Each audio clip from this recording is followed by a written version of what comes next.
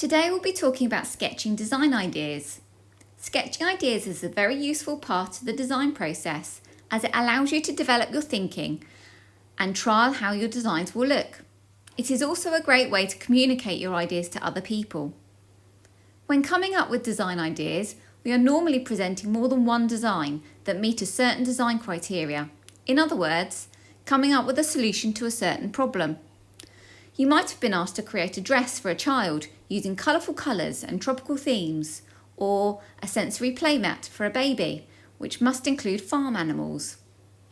When designing, you will need to bear in mind what your client has asked for and to try and meet these requirements within your designs.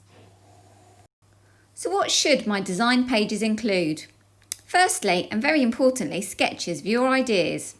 I would suggest always starting to sketch in pencil. I would invest in a small selection of graded pencils ranging from say 2B to 6B. By sketching in pencil, you can always rub out any mistakes or guidelines later on. It is important to make your designs visually appealing, so adding colour is an important factor. I like to use colouring pencils, specifically watercolour pencils, as they are a versatile medium. You can add water to these to give it a watercolour feel, but they also tend to apply smoothly to the paper. Be careful of colouring pens, as they can make your designs look unprofessional if not used carefully. I would also consider adding an outline to your design using a fine liner pen. Another important addition to your ideas are annotations. Good annotations around your sketches will inform the client about the details of your design.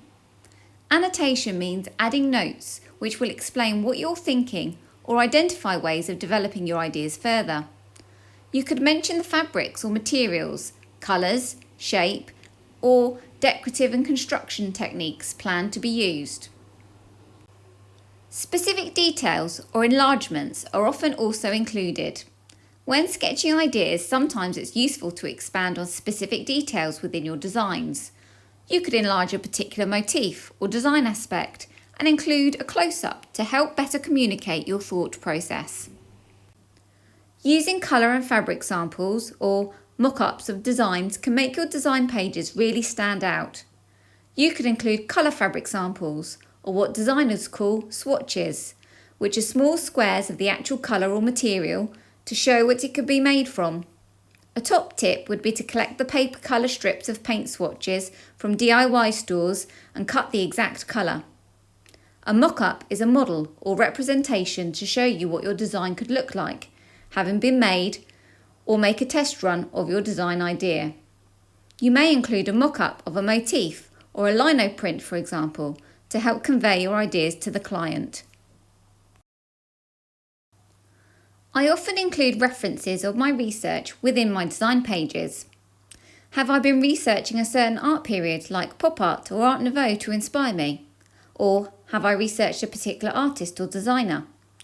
Getting inspiration from others is what designers and artists have always done and should never be considered cheating. Showing elements of your research can help explain your thought process.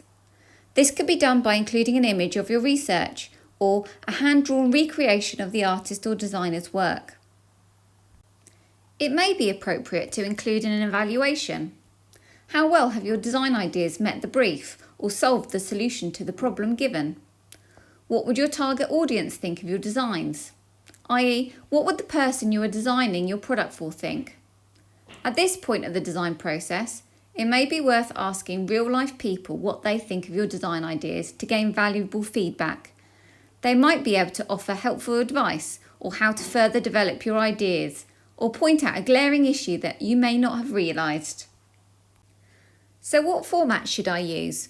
This really is up to you, but most people stick with the standard paper sizes of A4 or A3.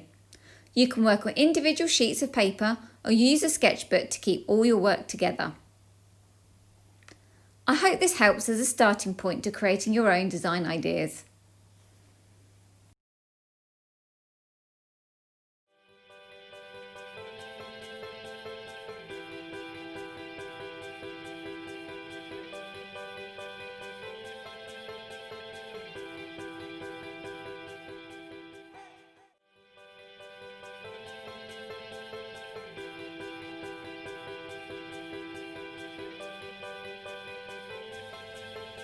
Just to recap, what should I include in my design ideas? Sketches, start in pencil, then add colour or maybe an outline with a fine liner. Annotations to help explain your ideas.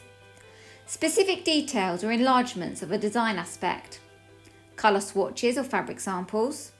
Mock-ups of design ideas or recreations of aspects of your product. Research or sources of inspiration.